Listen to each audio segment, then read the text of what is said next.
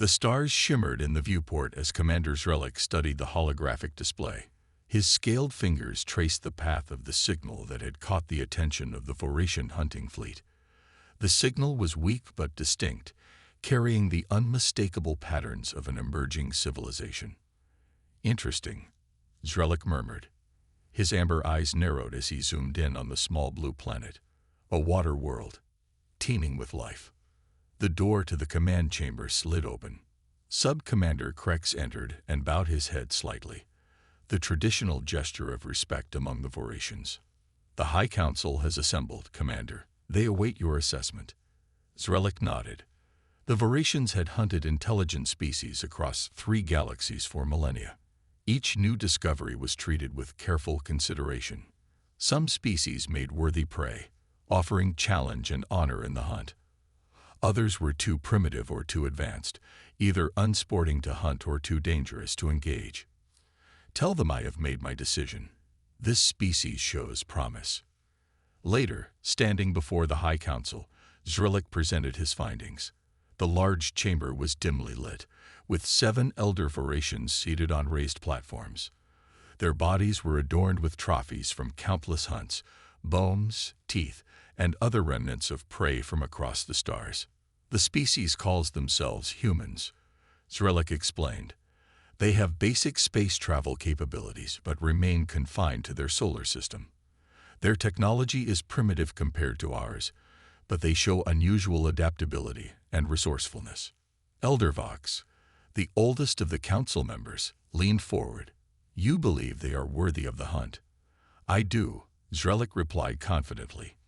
"I request permission to leave a small expedition to conduct an initial assessment."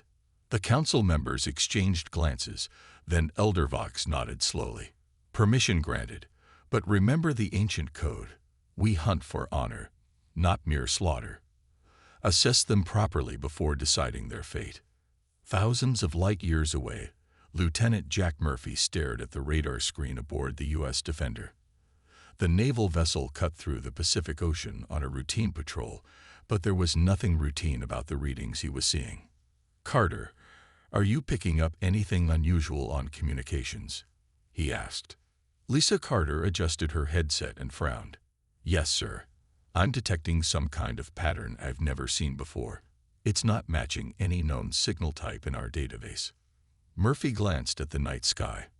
It was clear, with stars visible above the dark ocean waves. Something about it felt different tonight, as if the universe itself was holding its breath. "Log it, and send the data to headquarters.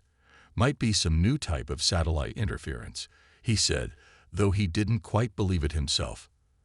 At that moment, the radar screen flickered. 3 small objects appeared in Earth's upper atmosphere, moving at impossible speeds before disappearing from detection. "Did you see that?" Murphy asked, pointing at the screen. "Yes, sir," the radar operator replied, his voice tense.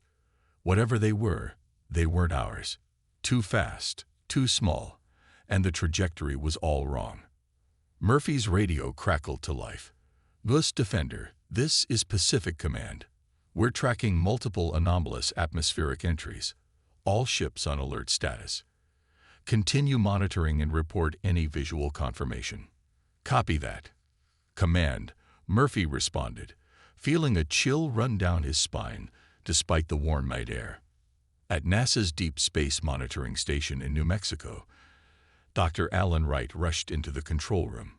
Technicians huddled around computer screens displaying strange data patterns. "What are we looking at?"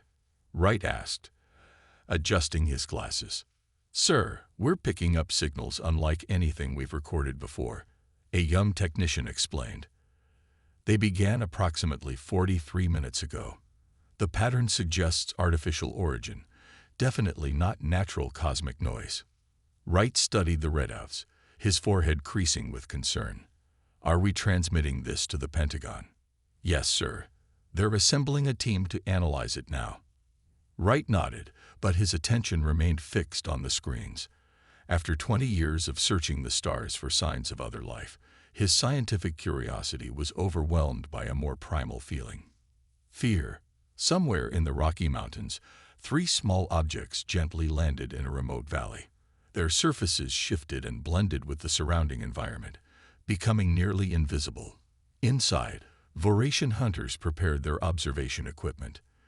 The assessment of humanity as potential prey had begun. Dawn broke over the Rocky Mountains, painting the sky in shades of orange and pink.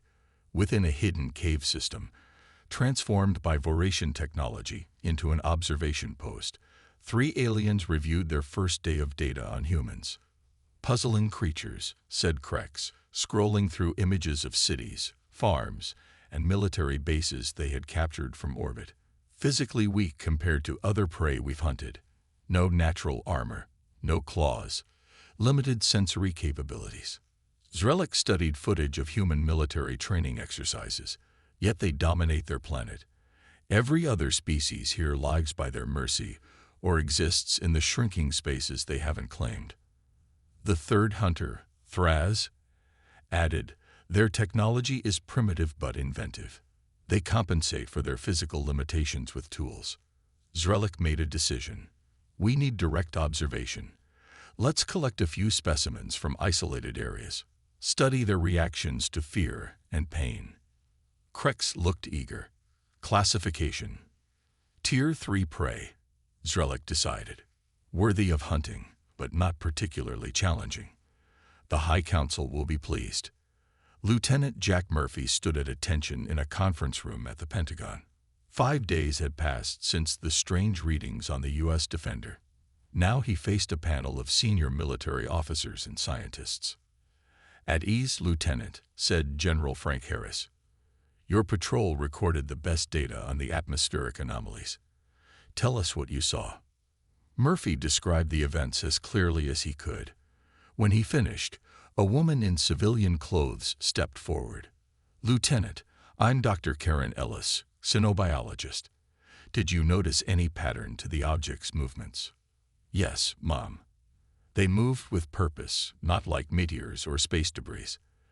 They changed direction twice before disappearing from our radar." Dr. Ellis nodded. "That matches other reports. We believe Earth is being observed." The room fell silent for a moment. General Harris spoke next. "Lieutenant Murphy, we're forming a special task force to investigate. Your experience makes you valuable. You're being reassigned, effective immediately." A week later, Murphy sat in a classified facility in Nevada, reviewing global reports of strange occurrences with Dr. Ellis.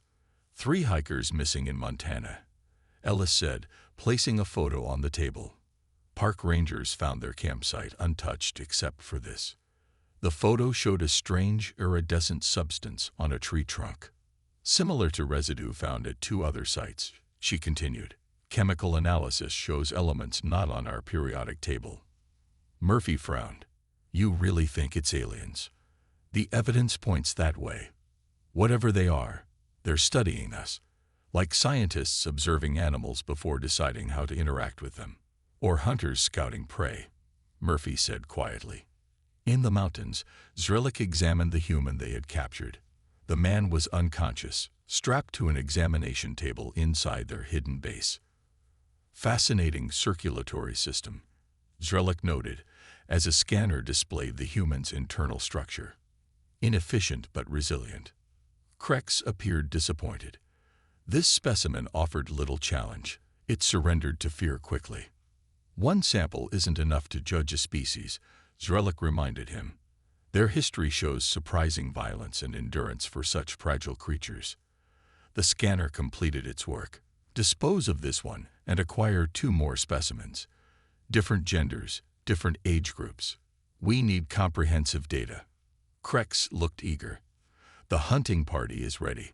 There's a research outpost in a place they call Alaska. Isolated. Small group. Perfect for our needs." Zrelix considered this, then nodded. "Proceed. But remember, this is still assessment phase. We're gathering information, not starting the full hunt." "Of course, Commander," Krex said, though his eyes gleamed with anticipation. Dr. Alan Wright stared at satellite images of the Rocky Mountains.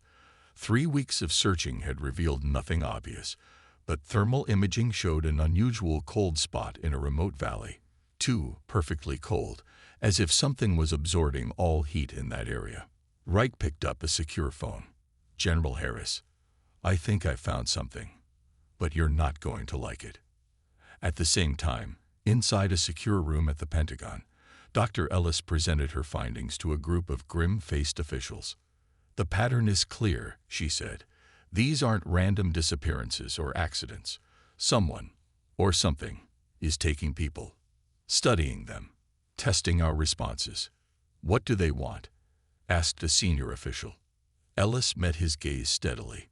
"Based on the pattern of their activities and the types of individuals targeted, they're assessing our capabilities, like hunters sizing up potential prey." Snow fell heavily outside the Alaska Research Station. Inside, the team of 12 scientists and support staff went about their evening routines. They were studying climate change effects on the local ecosystem, isolated from the nearest town by 60 miles of wilderness. Paul Davis, the station chief, checked the weather radar one last time before bed. The storm would continue through the night. He was about to shut down his computer when an unusual alert appeared on his screen. The perimeter sensors were registering movement, but not from any recognized wildlife pattern. Davis frowned and switched to the external cameras. At first, he saw only swirling snow. Then, a shadow moved, too tall, too fluid to be a bear or moose. He reached for the radio. "Security check, all personnel. We may have visitors." In the maintenance section, engineer Samantha Reeves heard the call and looked up from her work. The station's heating system had been acting up all day. She wiped her hands on a rag and reached for her radio when the lights suddenly went out. The emergency generators kicked in seconds later, bathing the station in dim red light. Samantha heard something that made her blood run cold, a scream, cut short, from the direction of the communications room. She moved to the door but stopped when she heard footsteps in the hallway. Not human footsteps. Something heavier, with an odd rhythm. Then voices, whispering in a language that made her skin crawl with its impossible sounds. Samantha quietly backed away from the door. The maintenance section had a small crawl space used to access pipes beneath the floor. She opened it and slipped inside, pulling the panel closed above her. Through gaps in the flooring, she watched in horror as the door to the maintenance room opened. A figure entered, tall, at least 7 feet, with a scaled body and amber eyes that glowed in the red emergency lighting. It wore armor that seemed to shift colors to match its surroundings, and carried something that looked like a weapon. Another alien joined the first. They spoke in that strange language, then began methodically searching the room. Samantha held her breath, pressing herself against a pipe to hide in the shadows. The first alien stopped and tilted its head, as if sensing something. It moved toward the crawl space. Samantha closed her eyes, certain she would be discovered. A loud alarm suddenly blared through the station. The aliens turned, communicating urgently, then rushed from the room. Samantha realized what had happened. Paul must have reached the emergency beacon, sending a distress signal to the military base 200 miles south. The government had been on alert for weeks about the strange occurrences nationwide. Trembling, she remained hidden, listening to the sounds of the hunt. Screams echoed through the station, followed by silence. Then methodical movements, room by room. The aliens were taking their time now, as if enjoying the process. Hours passed. Samantha heard them collect items. Trophies, she realized with horror, before the station fell silent. Still, she waited, her body numb from cold and fear. Dawn came. No sound except the wind outside. Finally, Samantha emerged from her hiding place and moved cautiously through the station. What she found would haunt her forever. Her colleagues were gone, some completely missing, others partially taken. Blood trails showed where bodies had been dragged. Most disturbing of all, certain items had been arranged deliberately, like displays in a museum. A message left for whoever found the scene. In Paul's office, Samantha found him slumped over the communications console. The emergency beacon light glowed steady. With his last breath, he had saved her by drawing the aliens away. On the console, written in his blood, was a single word: hunters. Samantha gathered what supplies she could find. The station's snowcat was untouched. The aliens had wanted survivors, wanted their story told. They were sending a message. As Samantha prepared to leave, a military helicopter appeared in the distance. Lieutenant Murphy's team had been dispatched as soon as the emergency beacon activated. They were expecting a natural disaster or equipment failure. What they would find instead would change humanity's understanding of their place in the universe forever. In their ship, returning to the hidden base, the Voratian hunters reviewed their recordings of the hunt with satisfaction. "Good sport," Krex said, though they broke too easily. No real fight in them. Zrelik was less certain. "We left one alive, as planned." "Yes, hiding beneath the floor. Clever for such a primitive species. The human will tell others what happened." "Good," Zrelik said. "The true hunt requires fear, knowledge of what comes for them." What neither of them realized was that they had just made the biggest mistake in their species' long history of hunting.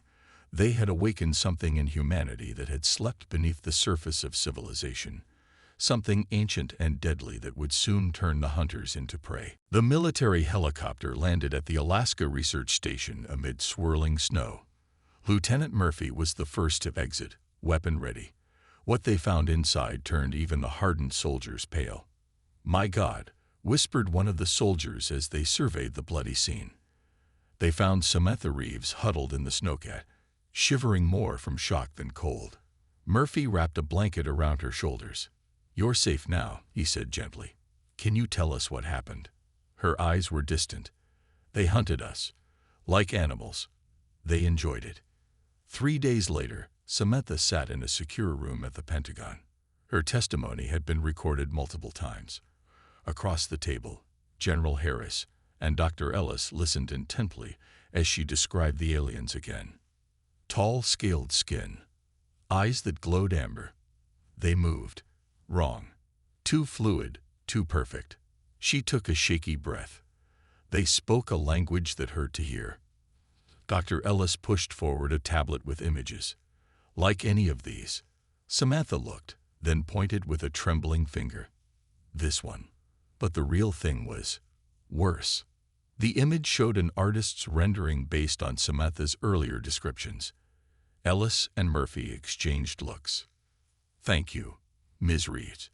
You've been incredibly brave," Ellis said. When Samantha was escorted out, Murphy turned to Ellis. "You believe her?" "The forensic evidence supports everything she said," Ellis replied. "And she's not the only witness anymore. We have 3 similar reports now from different regions." General Harris spoke up. "The president is being briefed as we speak. This is no longer an investigation. It's a war." In a laboratory beneath the Pentagon, Dr. Wright examined fragments recovered from the Alaska station. Under powerful microscopes, the alien technology revealed its secrets. "It's beyond anything we have," he told Murphy and Ellis as they entered the lab. "The metal alloy can change properties based on electrical current. That's how they can camouflage themselves." He pointed to another fragment. "This is from their weapons. See these grooves? It's designed to maximize tissue damage, not for killing efficiency. They want their prey to suffer." "Prey," Murphy repeated, the word bitter in his mouth. "That's all we are to them." "Yes," Ellis agreed. "From everything we've gathered, these aliens are hunters. They don't want our resources or territory. They hunt intelligent species for sport, for trophies. Like big game hunters on safari," Wright added, "except we're the lions and tigers." Murphy's jaw tightened. "So what's our next move?" Ellis showed them a tablet with global map markers. "We've identified a pattern in their attacks. They're testing us, learning our strengths and weaknesses before a larger assault." "Then we need to change the rules of engagement," Murphy said. "If we're being hunted, we need to stop acting like prey." Around the world, governments quietly mobilized. A global coalition formed under the codename Operation Huntsman. Military leaders from a dozen countries gathered in a secure bunker beneath Geneva. General Harris addressed them. "What we face is unprecedented. An alien species with technology far beyond ours has targeted humanity as game animals." Murmurs filled the room. Harris continued, "But they've made a critical mistake. They've judged us by our physical limitations, not by what truly makes humans dangerous." He nodded to Dr. Ellis, who stepped forward. "These creatures have likely hunted many species across the galaxy, but I believe they've never encountered anything like humans before. We're adaptable, resourceful, and most importantly, we understand something they don't." She paused, looking around the room. "The most dangerous prey is the one that learns to hunt back." The plan they developed was audacious. Instead of defending potential targets, they would set a trap. Using knowledge gained from studying the alien technology and Samantha's observations, they would turn the hunters' own methods against them. Commander Zrelik stood before the Voritian High Council, presenting his assessment of humans. "They are more organized than expected after our first hunt. Their global communication allows rapid response to threats." Elder Vox leaned forward. "But they remain suitable prey." "Absolutely," Zrelik confirmed. "They possess curiosity and courage, which will make the hunt more satisfying. Their technology is primitive, their bodies weak. They have no natural weapons." "Then proceed to the next phase," Elder Vox ordered. "Begin selective hunts across their planet. Test their adaptability. Identify their strongest specimens for the final hunt." As Zrelik bowed and left the council chamber, he couldn't explain the faint unease he felt. Something about these humans bothered him. Their eyes held an intelligence that went beyond other prey species. When cornered, they didn't just show fear, they showed calculation. Still, he dismissed his concerns. Humans were just another prey species to add to the Voritians' long list of conquests. How dangerous could they possibly be? Lieutenant Murphy stood before the Operation Huntsman leadership team. The room was silent as he presented his plan. "We need to stop thinking defensively," he said, pointing to the tactical display. "These aliens see us as prey. They expect us to run, to hide, to defend. We need to do the opposite." General Harris frowned.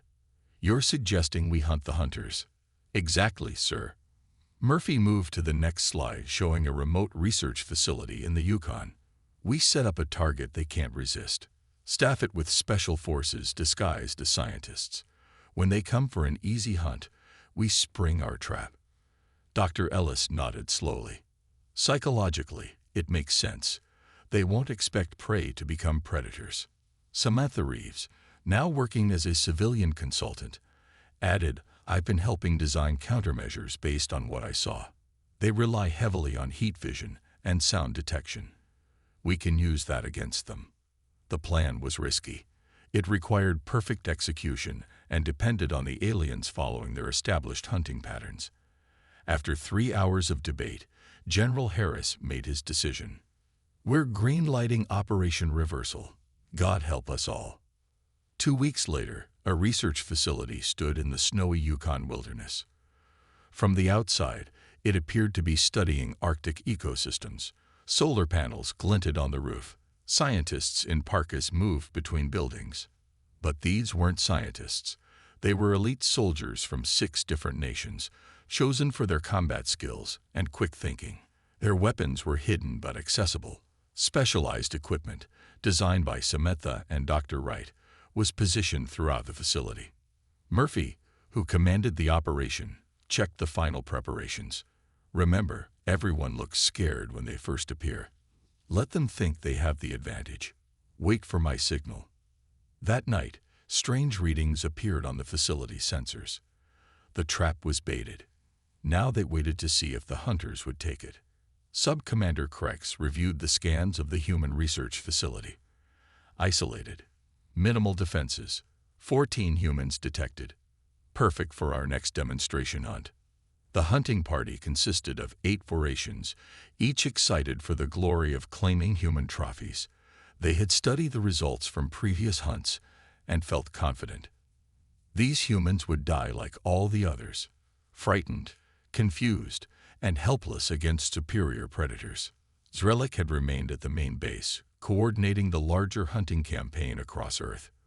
Remember, he told Krex before the mission, observe their response patterns. The High Council wants comprehensive data before the full-scale hunt begins. Krex barely listened. He was too eager for the hunt to concern himself with data collection. That night, the Voratian hunters approached the facility, their camouflage technology rendering them nearly invisible against the snowy landscape. They disabled the external communication system first, cutting the facility off from the outside world. Then, following their usual strategy, they triggered a power failure. Emergency lights came on inside, casting red shadows through the windows. The hunters watched, anticipating the familiar patterns of fear. Inside, Murphy gave the order to execute their plan. Remember your training. Make it look good. Scientists ran through hallways, shouting in apparent panic. The Voratians entered the facility, spreading out to track individual humans. Everything was proceeding as they expected, until it wasn't. The first Voratian hunter entered what appeared to be a storage room, tracking a frightened scientist. The door closed behind him. Suddenly, intense ultraviolet lights blinded his sensitive eyes. Before he could recover, sonic emitters hit a frequency that disrupted his nervous system. The hunter fell, disoriented and helpless. Throughout the facility, similar scenes played out. The hunters found themselves separated, their technological advantages neutralized by countermeasures specifically designed to target Voratian biology. Krex realized something was wrong when 3 of his hunters failed to report in. He switched his weapon to lethal settings and moved more cautiously. Turning a corner, he came face to face with Lieutenant Murphy. The human showed no fear. Instead, he smiled. "Welcome to Earth," Murphy said, before specialized weapons fired from multiple directions. 7 Voratian hunters died that night. The 8th, severely wounded, managed to escape into the wilderness. The humans tracked him for miles before losing the trail. For the first time in their species' long history of hunting other beings, the Voratians had lost an entire hunting party with only 1 survivor. The game had changed. The prey had become predators. The wounded hunter struggled back to the hidden Voratian base days later, barely alive. When Zrelik heard his report, he felt something the Voratians rarely experienced: fear. "They knew we were coming," the survivor gasped. "They were ready. They hunted us." Zrelik stared at the tactical display showing Earth. These humans were far more dangerous than anyone had anticipated. He needed to warn the High Council immediately. The Voratian High Council chamber erupted in angry shouts. Elder Vox slammed his clawed hand on the table, silencing the others. 7 hunters lost. "Impossible," he growled. "No prey species has ever inflicted such losses." Commander Zrelik stood firm despite the hostile stares. The humans set a trap. They anticipated our hunting methods and prepared countermeasures specifically designed to target our weaknesses. "You suggest these primitives are a threat to us?" another elder asked, mandibles clicking in agitation. "I suggest we have underestimated them," Zrelik replied carefully. "Humans lack physical strength, but they compensate with intelligence and adaptability. They learn quickly and work together effectively." Elder Vox rose to his full height. "No prey dictates terms to the Voratians. We have hunted across 3 galaxies for 10,000 years. We will not be deterred by primitive mammals who barely understand space travel." The Council voted unanimously. A battle fleet would be dispatched to Earth. The hunt would escalate from small parties to full-scale invasion. Humans would not be merely hunted. They would be conquered, their resistance crushed, their spirit broken. Only Zrelik looked troubled by the decision. "With respect, elders, we should study them more before committing our forces. There is something unusual about these humans." His concerns were dismissed. The Council had made its decision. In Washington, D.C., the President addressed an emergency joint session of Congress. The room was packed, with additional people standing along the walls. Television cameras broadcast to a nervous nation. My fellow Americans and citizens of all nations watching around the world. After consultation with global leaders and military advisors, I must share with you a truth we can no longer hide. He paused, his face grave. Earth is under attack by an extraterrestrial species. These beings have been responsible for the disappearances and attacks reported in recent weeks. They are technologically advanced, hostile, and consider humans as game animals to be hunted for sport. Gasps filled the chamber. The president continued. But they have misjudged humanity. Last week, our forces successfully defended against an alien hunting party, eliminating 7 of these creatures while suffering no casualties. Cheers erupted. He raised his hands for silence. This is only the beginning. Our intelligence suggests they will respond with greater force. We must prepare. Effective immediately, I am declaring a global state of emergency in cooperation with the United Nations and all allied nations. The world reacted with a mixture of panic and determination. Religious leaders called for prayer. Military recruiters were overwhelmed with volunteers. Scientists worked around the clock studying the alien technology recovered from previous encounters. At the Pentagon, Lieutenant Murphy met with Dr. Ellis and Dr. Wright. Their team had expanded to include experts from dozens of countries. We've cracked their communication system, Dr. Wright announced, looking exhausted but triumphant. It took combining linguistics, mathematics, and quantum computing, but we can now intercept and partially understand their transmissions. Dr. Ellis pulled up the latest data. They're sending a fleet, much larger than anything we've seen so far. Estimated arrival, 2 weeks. Murphy nodded grimly. How many ships? At least 50, Wright replied, far beyond our capability to fight conventionally. Samantha Reeves joined them, carrying a prototype weapon based on recovered alien technology. Then we don't fight conventionally. We use what we learned about them. Murphy studied the tactical displays. They expect us to defend, to fortify our cities and military bases. They'll be looking for large targets where they can demonstrate their power. So we give them nothing to target, Ellis suggested. Decentralize. Fight asymmetrically. Murphy nodded. Exactly. We developed a strategy based on what makes humans different from their previous prey.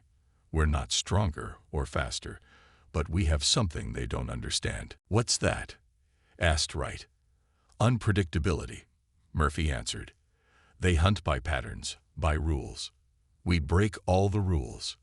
The plan they developed was unlike any military strategy in human history. It would require cooperation on a global scale. Traditional armies would be supplemented by civilian resistance networks.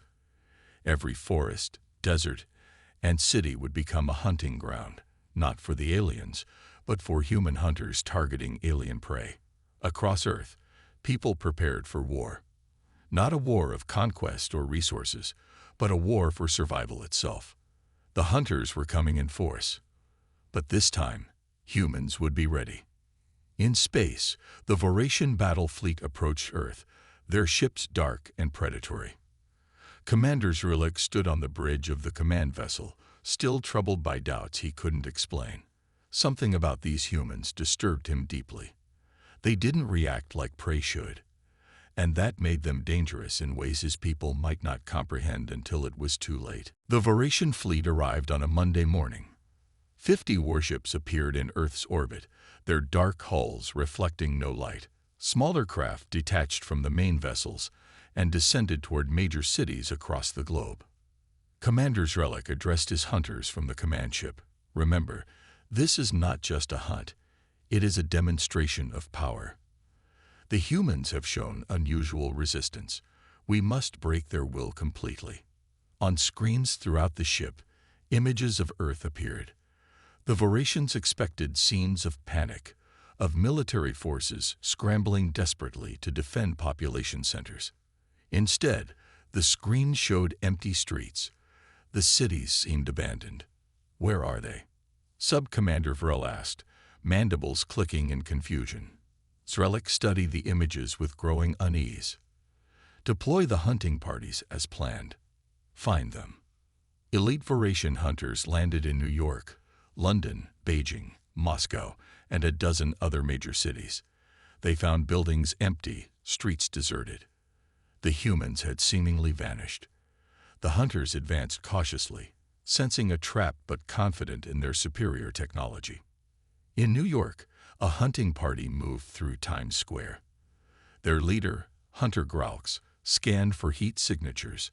Nothing registered except small animals. Then a sound drew their attention, a cell phone ringing in an abandoned cafe. As one hunter moved to investigate, the ground beneath him erupted. Hidden explosives detonated, followed immediately by gunfire from multiple directions. Similar scenes played out across the globe. The hunters found themselves ambushed in terrain unfamiliar to them, but intimately known to the defenders. Human snipers fired from positions impossible to detect with Voration sensors. Traps had been prepared with knowledge of exactly how the aliens would respond. Zrellik watched in growing horror as hunting party after hunting party reported ambushes. Casualties mounted rapidly. The humans were not fighting like prey animals. They were fighting like predators, with patience, coordination, and ruthless efficiency. They're using our own tactics against us, Zrellik realized aloud. They studied how we hunt. On the surface, Lieutenant Murphy coordinated resistance forces in North America from a mobile command center deep in the Appalachian Mountains.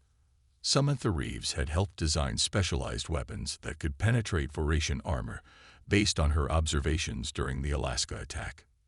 New York team reports 12 hostiles eliminated. A communications officer reported. London confirms 8 down. Moscow has taken out an entire hunting party. Murphy nodded grimly. They expected us to defend fixed positions. Instead, we're making them hunt ghosts.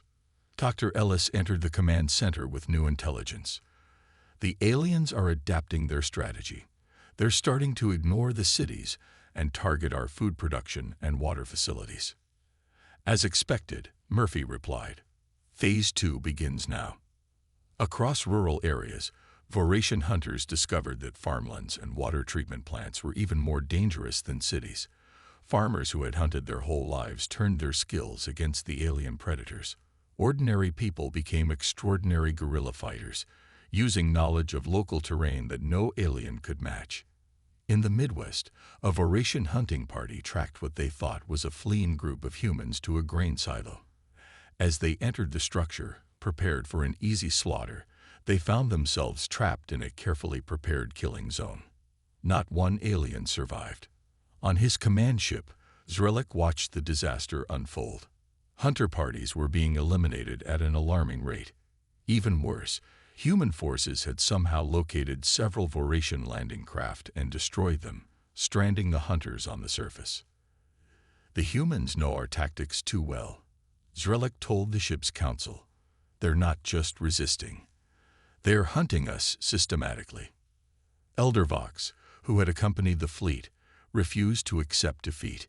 Impossible. They are prey, not predators. Increase our forces on the surface. Show no mercy. Before Zrellik could respond, alarms blared throughout the ship. 3 Voration vessels at the edge of the fleet had suddenly exploded. What happened? Elder Vox demanded. Unknown, Elder, the sensor operator replied. No projectiles detected. No energy weapons fired. 2 more ships exploded. Panic spread through the command center. We're being attacked, Zrellik realized, but not by any weapon we understand. The Voration fleet, for the first time in their long history of conquest, began emergency maneuvers to retreat. The predators had become prey, and they had no idea how humans were accomplishing the impossible. What they couldn't know was that Lieutenant Murphy and Dr. Ellis had put into motion the most daring part of their plan weeks earlier, a plan that had brought the fight not just to Earth's surface, but into the 3 weeks before the Voration fleet arrived at Earth. A small team led by Lieutenant Murphy and Dr. Ellis had executed the most daring mission in human history. Using intelligence gathered from previous encounters, they had located and captured a Voration scout ship intact. In a secret facility beneath the Arizona desert, Samantha Reeves worked day and night with a team of engineers to understand the alien technology. Her experience as the sole survivor of the Alaska attack gave her unique insight into how the Voracians thought and operated. Their systems are all connected, she explained to Murphy as they examined the captured ship. They value efficiency above security. They never expected prey to capture their technology. From this single ship, humans learn more about Voracian technology than the aliens realized. Most importantly, they discovered a critical vulnerability. The Voracian fleet's command systems shared a common network architecture. If one could access any part of that network, they could potentially access it all. Dr. Wright developed a virus designed to spread through the Voracian ship's connected systems. It would target life support, weapons, and navigation, rendering the ships helpless. The real challenge was deploying the virus. It required someone to physically board a Voracian vessel and connect directly to their systems. A suicide mission by any measure. Yet 15 brave men and women volunteered. Using the captured scout ship and Voracian camouflage technology, they launched into space 2 days before the fleet arrived. Their mission: infiltrate the fleet and deploy the virus. Now, as Voracian ships exploded around him, Commander Zerlich finally understood what was happening. "We've been infiltrated," he told Elder Vox. "The humans used our own technology against us." Elder Vox could not comprehend their failure. "Impossible. No prey species called." "That's our mistake," Zerlich interrupted. "We kept thinking of them as prey. They're not. They never were." On Earth, humans watched as the Voracian fleet fell into chaos. Ship after ship lost power or exploded as the virus spread through their systems. The remaining vessels began a disorganized retreat. In the command center, Murphy received the message he had been waiting for. Only 3 of the 15 infiltration team members had survived, but they had succeeded beyond all expectations. The Voracian fleet was crippled. "We've won this battle," Murphy told his team. "But the war isn't over. There will be more Voracians." Dr. Ellis nodded. "But next time, we'll be ready. We've learned more about their technology in 3 months than we would have advanced on our own in a century." 2 days later, a single Voracian ship returned to Earth orbit. It broadcast a message in perfect English. "We request to speak with human leadership. We come under flag of truce." The meeting took place at a neutral location in Switzerland. Commander Zerlich represented the Voracians. He faced a panel of human leaders including General Harris, Lieutenant Murphy, and Dr. Ellis. For 10,000 years, the Voracian Empire has hunted species across 3 galaxies. Zerlich began. "Never before have we encountered resistance like yours. Never before have the hunters become the hunted." He placed an ornate device on the table. "The High Council offers this peace treaty. We recognize humans not as prey, but as equals. We will share star charts, technology, and knowledge of other species. In return, we ask only that you spare our remaining ships and allow us peaceful passage home." General Harris looked to Murphy, who nodded slightly. "We accept your treaty," Harris said. "But know this, if Voracians ever return to Earth with hostile intent, what happened to your fleet will seem merciful compared to our response." 6 months later, humanity began its first tentative steps into interstellar space. Ships built with technology adapted from captured Voracian vessels explored neighboring star systems. Earth's defenses grew stronger by the day, incorporating lessons learned from the conflict. In a surprising development, Commander Zerlich requested to remain on Earth as the first Voracian ambassador. His request was granted, though he remained under close watch. "Why did you choose to stay?" Murphy asked him during a private meeting. Zerlich's amber eyes reflected the sunlight streaming through the window. "Because you humans fascinate me. In all our history of hunting, we never understood a simple truth that you grasp instinctively." "What truth is that?" Murphy asked. "That the most dangerous predator is not the strongest or fastest," Zerlich replied. "It's the one that can think like its prey, while making its prey think like a predator. Humans mastered that art. You turned our strength against us. I wish to learn from you. As humanity expanded to the stars, their reputation spread quickly. The species that had defeated the mighty Voratian hunters was not to be trifled with. Across the galaxy, word spread of the small blue planet where the natural order had been reversed, where the hunters became the prey when they crossed paths with humans.